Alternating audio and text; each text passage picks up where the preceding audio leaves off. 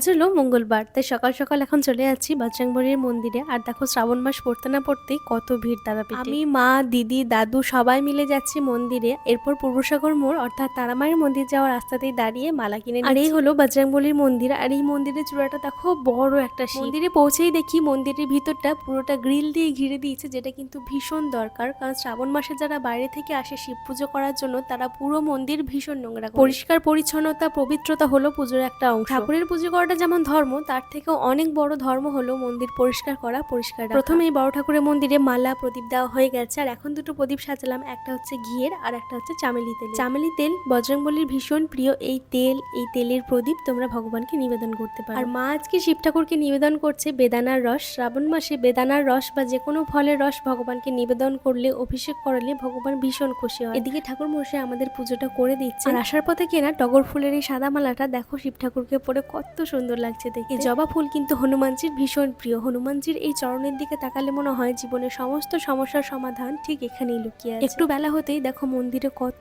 ভিড়। আর আজকে ছিল বাইরে প্রচুর গরম।